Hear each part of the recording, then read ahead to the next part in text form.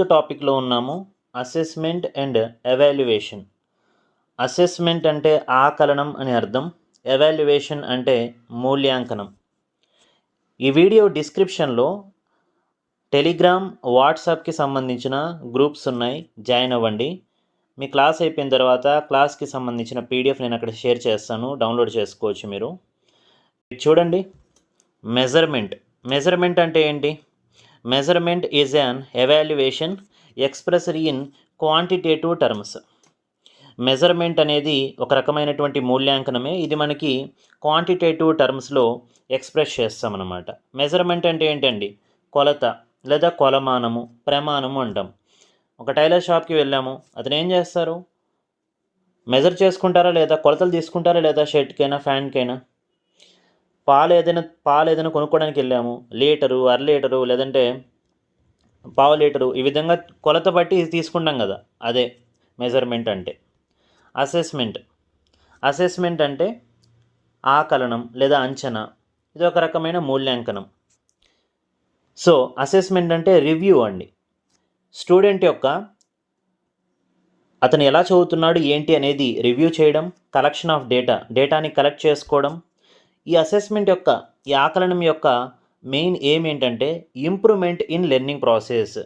Student యొక్క learning ప్రాసెస్లో improvement చేయడమే ఈ అసెస్మెంట్ యొక్క ముఖ్య ఉద్దేశం, దీని యొక్క ఎయిమ్. ఎవాల్యుయేషన్ అంటే ఫైనల్ డిసిషన్ మేకింగ్ ప్రాసెస్ అనమాట. ఓకేనా? Final evaluation.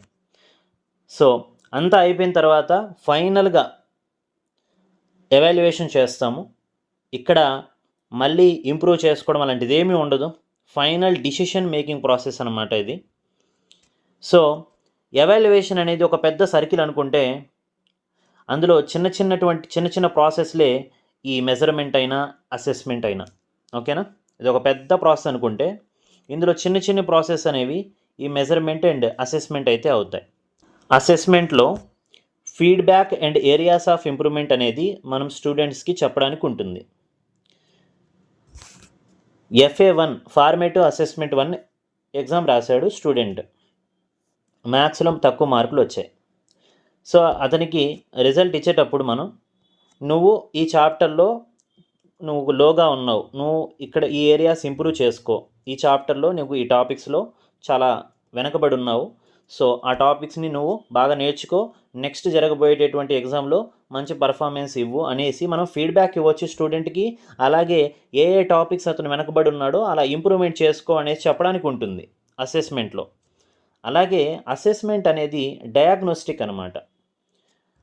ఫర్ ఎగ్జాంపుల్, మీకు హెల్త్ బాగాలేదండి, హాస్పిటల్కి వెళ్ళారు, డాక్టర్ అక్కడ వెళ్ళి బ్లడ్ టెస్ట్ లేదంటే యూరిన్ టెస్ట్ చేసుకుందా అని చెప్తాడు.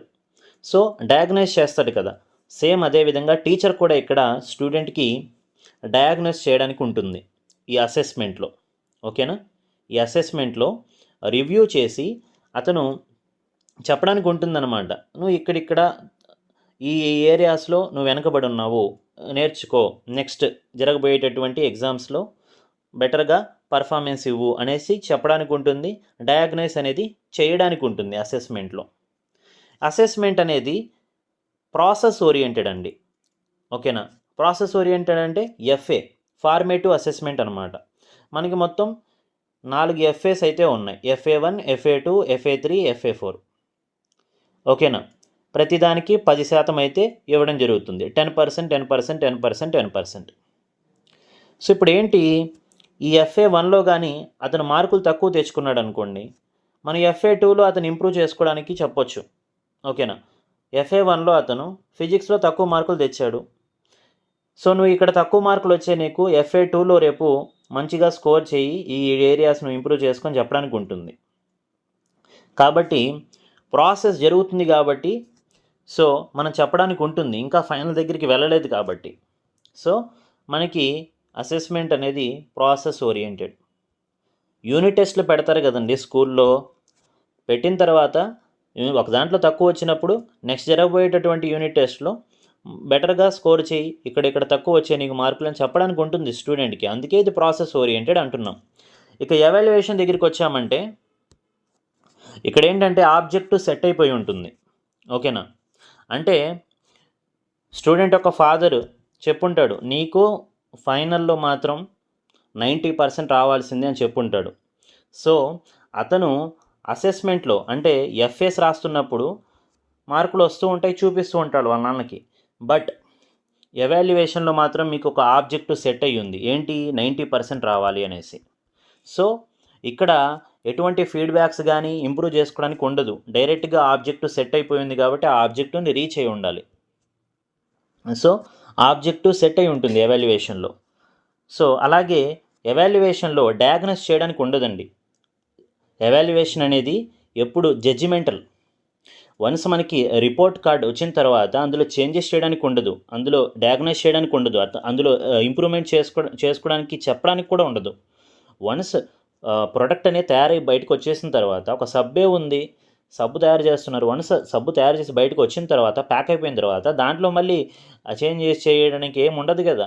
సో అదేవిధంగా రిపోర్ట్ కార్డ్ వచ్చిన తర్వాత స్టూడెంట్ ఇంకేం చేయడానికి ఉండదు. సో ఎవాల్యుయేషన్ అనేది ప్రొడక్ట్ ఓరియంటెడ్ అండి, అంటే రిజల్ట్ ఓరియంటెడ్. ఎవాల్యుయేషన్ అనేది ఎప్పుడు ప్రొడక్ట్ ఓరియంటెడ్, అంటే రిజల్ట్ ఓరియంటెడ్, ఫైనల్గా ఎంత వచ్చింది అనేసి ఉంటుందన్నమాట. సో ఇది సబ్మిటివ్ అసెస్మెంట్. సబ్మిటివ్ అసెస్మెంట్లో మనకి SA1 SA2 అని ఉంటాయి. సమ్మేటివ్ అసెస్మెంట్ 1, సమ్మేటివ్ అసెస్మెంట్ 2, ప్రతిదానికి 30% సమ్మేటివ్ అసెస్మెంట్ 1 అంటే మీకు హాఫ్ ఇయర్లీ ఎగ్జామ్స్ ఉంటాయి కదా అవి. SA2 అంటే యాన్యువల్ లేదా ఇయర్లీ ఎగ్జామ్స్ పెడతారు కదా, యాన్యువల్ ఎగ్జామ్స్, అవి SA2 అంటారు. ఓకేనా. సో ఇందులో మనకి చేంజెస్ కూడా అయ్యాయి, నేను వీడియోలో చెప్తాను, చివరి వరకు చూడండి, క్లాస్ చివరి వరకు. Types of assessments. అసెస్మెంట్లో ఈ ఆకరణంలో మనకి టైప్స్ అయితే ఉన్నాయి. First one assessment for learning. Assessment for learning అంటే ఏంటి? During instruction are during teaching learning process.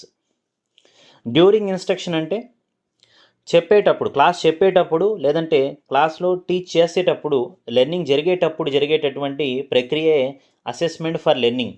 ఇది మనకి ఫార్మేటివ్ అసెస్మెంట్ అనమాట. Assessment for learning, formative assessment. So ఆ విధంగా గుర్తుపెట్టేసుకోండి. అంటే ప్రాసెస్ జరుగుతుంది, టీచింగ్ జరుగుతుంది, లెర్నింగ్ జరుగుతుంది, అలా జరుగుతుంది కాబట్టి assessment for learning. Assessment of learning అంటే ఆఫ్ అయిపోయింది అంటే అయిపోయింది, after the instruction or after the teaching learning process. So నేను చెప్పాను, డ్యూరింగ్ ప్రాసెస్ జరుగుతుందంటే అది ఫార్మేటివ్ అసెస్మెంట్ అని, ప్రొడక్ట్ లేదంటే రిజల్ట్ వచ్చేసిందంటే అది సమ్మేటివ్ అసెస్మెంట్ అని. సో ఇక్కడ ఏంటి, ఆఫ్టర్ ద ఇన్స్ట్రక్షన్ లేదా after the teaching learning process అన్నాం. ఆఫ్టర్ అంటే అయిపోయింది కదా, అయిపోయిందంటే అది సమ్మేటివ్ అసెస్మెంటే కదా. So summative assessment. Assessment of అంటే ఆఫ్ అయిపోయింది అంటే అయిపోయింది, క్లాస్ అయిపోయింది, లేదంటే చెప్పడం అయిపోయింది, ఇన్స్ట్రక్షన్స్ ఇవ్వడం అయిపోయింది, ఎగ్జామ్స్ రాసేసారు, summative assessment. Assessment as learning అంటే సెల్ఫ్ అసెస్మెంట్, ఓన్ అసెస్మెంట్ అనమాట. అంటే స్టూడెంట్ తనకు తాను అసెస్మెంట్ చేసుకోవడం. ఎలా? ఇప్పుడు నేను క్లాస్ చెప్తున్నాను, ఇప్పుడు ఈ క్లాస్ నేను చెప్తున్నానండి, నేను చెప్తున్నటువంటి క్లాస్ విన్న తర్వాత మీరు క్వశ్చన్స్ అనేవి ప్రాక్టీస్ చేస్తే సాల్వ్ అవుతున్నాయనుకోండి, నేను కరెక్ట్గా చెప్పినట్లు, అవ్వకుండా ఉన్నాయనుకోండి నేను సరిగా చెప్పట్లేదు అన్నట్లు.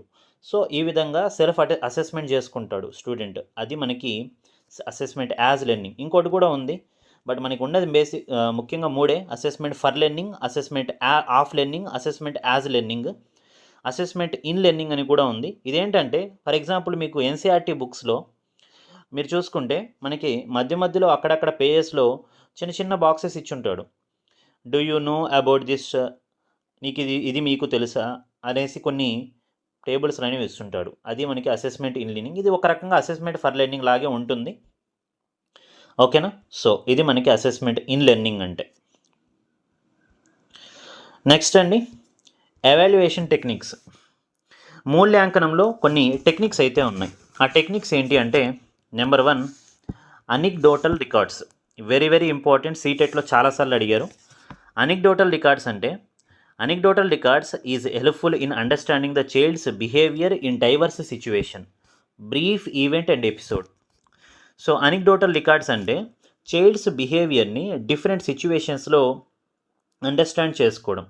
బ్రీఫ్ ఈవెంట్ అండ్ ఎపిసోడ్ అంటే daily day to day record అనమాట. ఇది గుర్తుపెట్టుకోండి, ఈ పాయింట్ గుర్తుపెట్టుకోండి. Daily day to day record అనమాట.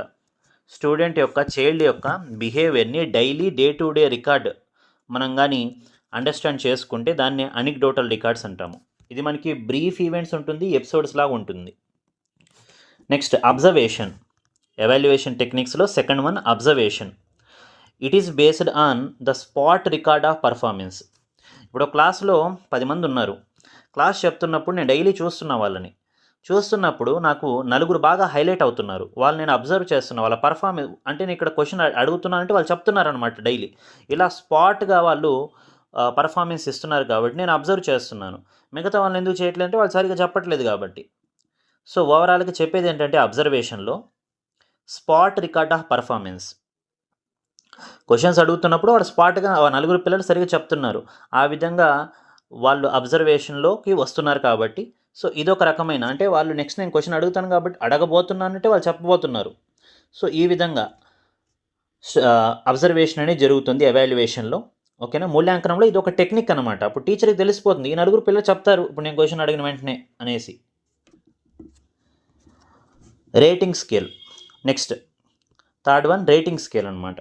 It is used whenever a response or a learner behavior is likely to be in a continuum from excellent to bad or from satisfactory to unsatisfactory. Rating scale అండి, పేరులోనే ఉంది. Rating ఇవ్వడం 5 stars 4 stars 3 stars అనేసి rating ఇవ్వడం అనమాట. ఎలా? Student యొక్క response learner బిహేవియర్ని బట్టి ఫ్రమ్ ఎక్సలెంట్ అంటే 5 స్టార్స్ ఇస్తాం, బ్యాడ్ అంటే 1 అంటే 0 ఇస్తాం, సాటిస్ఫాక్టరీ టు అన్సాటిస్ఫాక్టరీ మన సాటిస్ఫాక్షన్ని బట్టి. ఓకేనా. అది మనకి రేటింగ్ స్కేల్ అంటే. పోర్ట్ఫోలియో అనేది వెరీ వెరీ ఇంపార్టెంట్. ఇది కూడా సీటెట్లో అడిగారు. పోర్ట్ఫోలియో అంటే cumulative record of growth and development of a skill or competence in an area over a period of time. Student యొక్క ఓవరాల్ రికార్డ్ ఉంటుందండి. క్యుములేటివ్ రికార్డ్ అంటే అతని గ్రోత్ అండ్ డెవలప్మెంట్ అంటే దేంట్లో ఫోటోగ్రాఫ్స్ అయినా, పెయింటింగ్స్ అయినా, ఆడియో విజువల్ రికార్డింగ్స్ అయినా, self assessment sheets అయినా, పీర్ అసెస్మెంట్ షీట్స్ అయినా, అంటే స్టూడెంట్ యొక్క ఓవరాల్ రికార్డ్ అయితే ఉంటుంది పోర్ట్ఫోలియోలో. ఓకేనా. ఇదైతే మనకి డే టు డే రికార్డ్ కాదు. మళ్ళీ డే టు డే రికార్డ్ అంటే అది అనిక్డోటల్ రికార్డు ఫస్ట్ చెప్పింది. పోర్ట్ఫోలియో అంటే ఓవరాల్ రికార్డు. ఆ ఓవరాల్లో ఏమేమి ఉంటాయి స్టూడెంట్ యొక్క ఫోటోగ్రాఫ్స్ అయినా కానీ, పెయింటింగ్స్ అయినా కానీ, ఇవన్నీ. ఓకేనా. ఇది మనకి పోర్ట్ఫోలియో.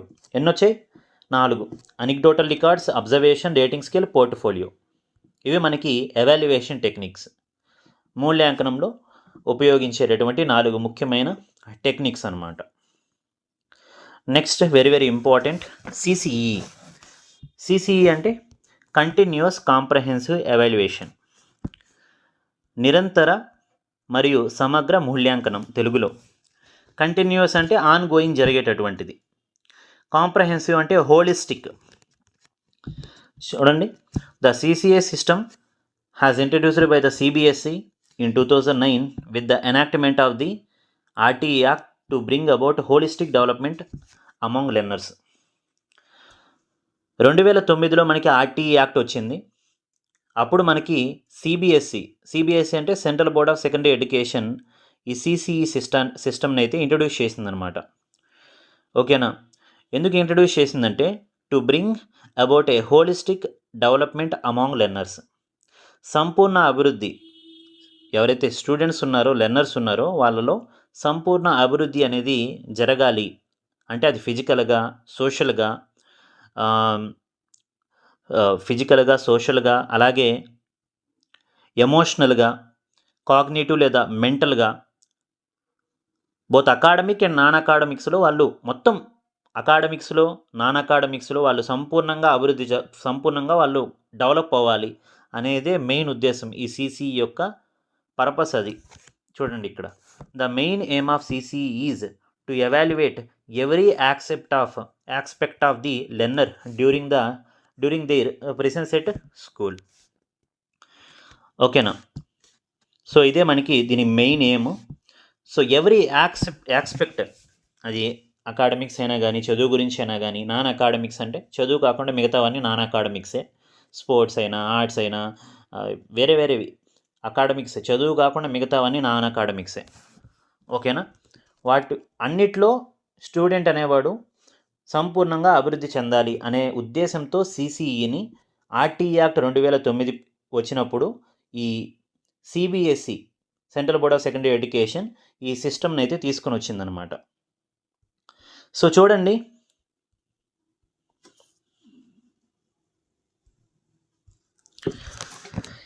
సిసిఈకి సంబంధించి వెరీ వెరీ ఇంపార్టెంట్. సిసిఈ అంటే కంటిన్యూస్ కాంప్రహెన్సివ్ ఎవాల్యుయేషన్. కంటిన్యూస్ ఇక్కడ రాశాను. కంటిన్యూస్ అంటే ఆన్ గోయింగ్ ప్రాసెస్, కాంప్రహెన్సివ్ అంటే హోలిస్టిక్. కంటిన్యూస్గా లెర్నింగ్ అనేది జరుగుతుంది. సో అప్పుడు formative assessment, summative assessment. Formative assessment అనేది మీకు తెలుసు 40% ఉంటుంది. మొత్తం 4 టెస్ట్లు అయితే ఉంటాయి. FA1, FA2, FA3, FA4. ప్రతిదానికి 10% అయితే ఇస్తారు. సో ఈ ఫార్మేటివ్ అసెస్మెంట్ అనేది మనకి అసెస్మెంట్ ఫర్ లెర్నింగ్ అండి. అంటే క్వాలిటీకి సంబంధించి అయితే ఉంటుంది. అంటే క్వాలిటీ అంటే తక్కువ క్వశ్చన్లు ఉంటాయి. ఓకేనా, ఎక్కువ చదవాల్సిన అవసరం లే. FAలో అంటే యూనిట్ టెస్ట్లని ఎన్ని పెడతారండి, చాలా తక్కువ సిలబస్తోనే కదా పెట్టేది FAs అనేవి. సో అందుకు ఇది క్వాలిటీ మీద ఉంటుంది. అసెస్మెంట్ ఫర్ లెర్నింగ్ అనేది మీకు చెప్పాను. ఫర్ అంటే ఫార్మేటివ్ అసెస్మెంట్ అని. సో అసెస్మెంట్ ఆఫ్ అంటే అసెస్మెంట్ ఆఫ్ లెర్నింగ్ అనేది ఏంటి, సబ్మిటివ్ అసెస్మెంట్. సో ఈ సబ్మిటివ్ అసెస్మెంట్ అనేది మనకి ఏంటంటే 2 టెస్టులు ఉంటాయి. హాఫ్ ఇయర్లీ, ఇయర్లీ అంటాం. దాన్ని SA1, SA2 అంటారు. 30%, 30%, 60%. ఇది ఒక 40%, ఇది ఒక 60%, 100% అయింది కదా. ఈ సబ్మిటివ్ అసెస్మెంట్ అనేది మనకి క్వాంటిటీ మీద ఉంటుంది. అంటే ఎక్కువగా చదవాలి, ఎక్కువ సిలబస్ ఉంటుంది, క్వశ్చన్స్ ఎక్కువ ఉంటాయి, అంతే కదా. ఫైనల్ అంటే ఎక్కువ చదవాలి, బుక్ మొత్తం చదవాలి. ఇక్కడైతే యూనిట్లు చిన్న చిన్న కొంచెం చదివితే సరిపోతుంది. ఒక 4-5 చాప్టర్లు అలా చదివితే సరిపోతుంది. బట్ అసెస్మెంట్ ఆఫ్ లెర్నింగ్ అనేది మనకి సబ్మిటివ్ అసెస్మెంట్ కాబట్టి, ఫైనల్స్ కాబట్టి క్వాంటిటీ ఎక్కువ ఉంటుంది. అసెస్మెంట్ యాజ్ లెర్నింగ్ అని చెప్పాను. ఫార్మేటివ్ అసెస్మెంట్ అనేది మనకి assessment as learning. Assessment as learning అంటే ఓన్ అసెస్మెంట్, సెల్ఫ్ అసెస్మెంట్ చేసుకోవడం.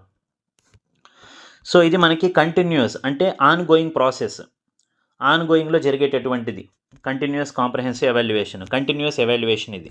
కాంప్రహెన్సివ్ ఎవాల్యుయేషన్ ఏంటి, కాంప్రహెన్సివ్ ఎవాల్యుయేషన్లో మనకి బోత్ ఉంటాయి, కరికులర్ అండ్ కో కరికులర్. అంటే స్కోలిస్టిక్, నాన్ స్కోలిస్టిక్. స్కోలిస్టిక్ ఇంకొక పేరు ఏంటి, కరికులర్ అనేసి. ఓకేనా. కరికులంలో ఏంటి, సబ్జెక్ట్స్ ఉంటాయి. సబ్జెక్ట్స్ అంటే మనకి FA1 ప్లస్ SA అంటే formative assessment plus summative assessment 2 ఉంటాయి. ప్లస్ దీంట్లో మనకి కో స్కోలిస్టిక్ అంటే కో కరికులర్ యాక్టివిటీస్ కూడా ఉంటాయి. కో కరికులర్ యాక్టివిటీస్ అంటే ఏంటి, కరికులం అంటే ఏంటి, మనకి సిలబస్ కదా, సిలబస్ ఆ సబ్జెక్ట్స్ అకాడమిక్స్కి సంబంధించి. కో కరికులర్ అంటే మనకి values, arts, work life skills, sports, attitude, కో కరికులర్ యాక్టివిటీస్ ఇవన్నీ వస్తాయి అన్నమాట. ఓకేనా. సో ఈ విధంగా మనకి కాంప్రహెన్సివ్ ఎవాల్యుయేషన్ ఉంటుంది. కాంప్రహెన్సివ్ అంటే సంపూర్ణ హోలిస్టిక్ డెవలప్మెంట్. ఓకేనా. కంటిన్యూస్ లెర్నింగ్ అంటే ఇది మనకి FA1, ఈ ఫార్మేటివ్ అసెస్మెంట్, సబ్మిటివ్ అసెస్మెంట్ అయితే రావడం జరుగుతుంది. ఇది మనకి సిసిఈకి సంబంధించి. ఇక్కడ మీరు చూసుకుంటే FA1, FA2, FA3, FA4. FA1కి 10%, FA2కి 10%, FA3కి 10%, FA4కి 10%, అప్పుడు 40% అయింది. SA1కి 30%, SA2కి 30%, అంటే 60%. 40 + 60% ఎంత, 100% అయిందా లేదా. సో ఈ విధంగా మనకి సిసిఈ అయితే తీసుకుని వచ్చారు. ఇందులో మనకి ఇంప్రూవైజేషన్ కూడా జరిగిందండి. Improvisation in CCE. ఇప్పుడు రిజల్ట్ అనేది ఈ సిసిఈ ఎలా చేస్తారంటే టర్మ్ 1 అండ్ టర్మ్ 2 అనేసి తీసుకుని వచ్చారు. అంటే పీరియాడిక్ హాఫ్ ఇయర్లీ అసెస్మెంట్ అని, periodic plus half yearly assessment. ఓకేనా. అంటే PA1 20% పెట్టారు. PA1 అనేది 20% పెట్టారు, అంటే 20 పెట్టారు. హాఫ్ ఇయర్లీ అసెస్మెంట్ అనేది ఈ 80% అయితే పెట్టడం జరిగింది, 80 పెట్టడం జరిగిందనమాట. ఓకేనా. టర్మ్ 2లో కూడా మనకి PA2 అనేది 20, ఇయర్లీ అసెస్మెంట్ అనేది 80 అయితే పెట్టడం జరిగింది. అంటే హాఫ్ ఇయర్లీ అసెస్మెంట్ అనేది తీసుకుని వచ్చారండి, టర్మ్ 1, టర్మ్ 2 అనేసి. అందులో 20 + 80, 20 అనేది PA1, 80 అనేది హాఫ్ ఇయర్లీ. ఇక్కడ వచ్చేసి టర్మ్ 2లో 20 అనేది PA2, 80 అనేది ఇయర్లీ అసెస్మెంట్ అండి. ఫర్ ఎగ్జాంపుల్ ఒక స్టూడెంట్కి ఇక్కడ 100 వచ్చినట్టేనా కాదా? టర్మ్ 1లో 20 + 80 అంటే 100 వచ్చాయి. అంటే అతనికి 100లో 80 మార్క్స్ వచ్చాయి అనుకుందాం. 80 మార్క్స్ వచ్చాయి 100కి. PA2 అంటే టర్మ్ 2లో కూడా మనకి 100 ఉంటుంది. 20 + 80 100. 100లో 90 వచ్చాయి. సో రిజల్ట్ ఎలా క్యాలిక్యులేట్ చేయాలి ఇప్పుడు? Result is equal to T1 + T2 అంటే టర్మ్ 1 + టర్మ్ 2/2. టర్మ్ 1లో 100కి ఎన్ని వచ్చాయి? 80 మార్కులు వచ్చాయి కదా, 80 ప్లస్ టర్మ్ 2లో ఎంత వచ్చాయి? 90 వచ్చాయి /2. అప్పుడు ఎంత అండి? 80 + 90 అంటే 170/2. 170/2 అంటే 85%. 85%. సో స్టూడెంట్కి 85% వచ్చినట్లు. ఓకేనా? Term 1 and term 2. టర్మ్ 1 అనేది మనకి periodic half yearly assessment. Term 2 అనేది పీరియాడిక్ ఇయర్లీ అసెస్మెంట్. ఓకేనా? 20 + 80 20 + 80గా డివైడ్ చేశారు. సో T1 + T2/2 ఈ ఫార్ములా యూజ్ చేసి క్యాలిక్యులేట్ చేస్తే రిజల్ట్ వచ్చేస్తుంది. నెక్స్ట్ ఇంకా మనకి ఎవాల్యుయేషన్ ఆఫ్ కోస్కోలిస్టిక్ ఏరియాస్. కోస్కోలిస్టిక్ అంటే ఇందాక చెప్పాను కో కరికులర్ యాక్టివిటీస్ అని. అంటే స్పోర్ట్స్, అకాడమిక్ కాకుండా మిగతావన్నీ, sports, values, arts, extra curricular activities, co curricular activities, వీటిని ఎలా మూల్యాంకనం చేస్తాము అంటే co scholastic areas are assessed using multiple techniques on the basis of a specific criteria. చూడండి, assessment of co scholastic areas is done at the end of the year యొక్క ఎండ్లో మనం ఈ కోస్కోలిస్టిక్ ఏరియాస్, ఈ కో కరికులర్ యాక్టివిటీస్కి సంబంధించి at the end of the year, ఇది important గుర్తుపెట్టుకోండి, ఎప్పుడు చేస్తారంటే అసెస్మెంట్ అనేది దీనికి సంబంధించి at the end of the year. And grades are given on 5-point grading scale. Grades అనేవి ఇస్తారు దీనికి. ఎలా ఇస్తారు? ఈ కో కరికులర్ యాక్టివిటీస్కి 5 points ఇస్తారు. 5 points గ్రేడింగ్ స్కేల్. ఓకేనా? సో ఇంతటితో మనకి అసెస్మెంట్ అండ్ ఎవాల్యుయేషన్కి సంబంధించినటువంటి టాపిక్ అయితే కంప్లీట్ అయింది.